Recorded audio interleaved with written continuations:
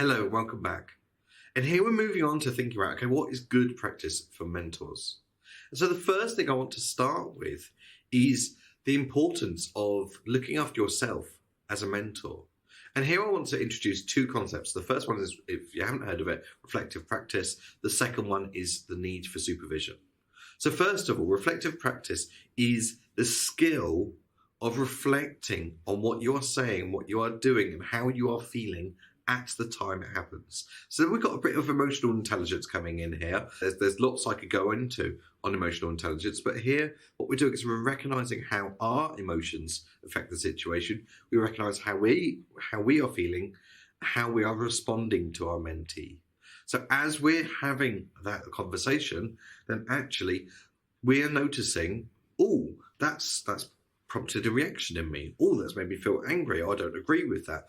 And what we're doing is, apart from focusing on the mentoring conversation, what we're doing inside ourselves is thinking about and observing, okay, what's happening emotionally for you? Why are you getting that emotional reaction? Because, hopefully, but not necessarily, but hopefully, as a mentor, you're going into a mentoring session in kind of a neutral state, as much as you can, because obviously we all are on an emotional roller coaster all the time. Now, if you then start to experience an emotional reaction as part of that mentoring conversation, that's perfectly natural because we do all experience emotions. The important thing is that at that time, you're asking yourself, why? How is that going to affect that conversation? Actually, what advice should you give? What should you say if that is the case? Because if a mentee says something that offends you, and inside you can feel that emotional reaction going, but that they think it's perfectly all right, then maybe you're going to challenge them, for example. Not in an aggressive way, but in a kind of, do you realise that's how you make other people feel kind of way? And so it can be really helpful for the mentee. And it's really good, a mentoring relationship, as a mentor, you grow from it, but also as a mentee, you grow from it. And that's where it's a win-win. But it's really important that you understand what's happening inside you at the time. And also that you could go back and that you reflect on your mentoring sessions. You evaluate them.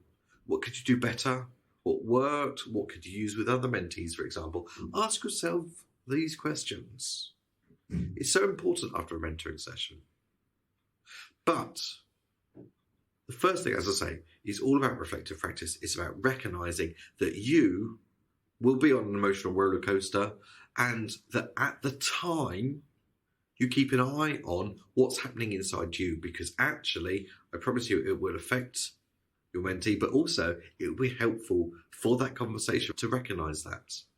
Now, the second thing is, and this is really good practice for mentors, is that you should have access to talking to other mentors or to peers about your mentoring. And we call this supervision.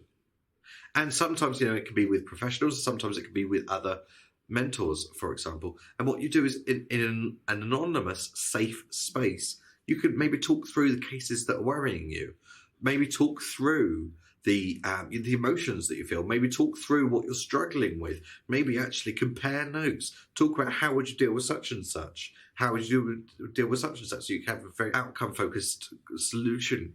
And so it's really important for us as mentors that we recognize that actually we are constantly wanting to improve ourselves. And one of the ways of improving ourselves is actually recognizing sometimes there's going to be mentoring relationships that you don't quite get, or mentees that actually you're struggling with, and that it's really good practice, it's really beneficial to talk to other mentors about that, to talk to other people about that in an anonymous, safe space.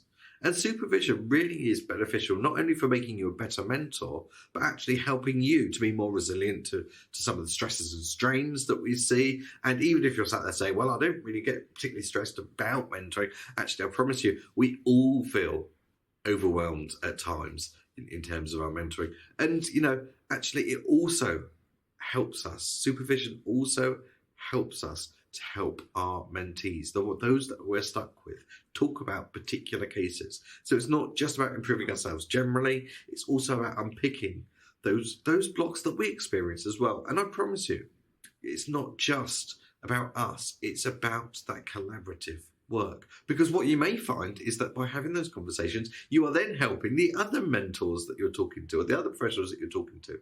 It's a win-win situation again.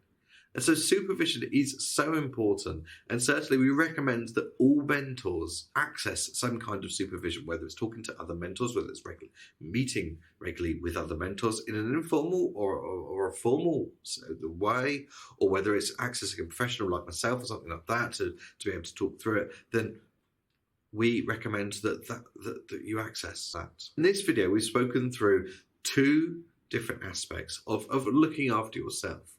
The first being the need for reflective practice and helping yourself, helping you to identify how you're feeling at that time in order to then help your mentee.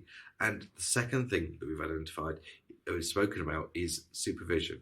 And supervision really is about support for you. It's not about, and supervision shouldn't be undertaken by your manager, for example. That could be management supervision, but that's not what I would call clinical supervision. So the supervision about what we're actually doing as a mentor ourselves. Right, I'm going to leave this video here now, and we're going to come back with some more good practice stuff for you in the next video. All right, guys, I'll see you very soon. Bye-bye.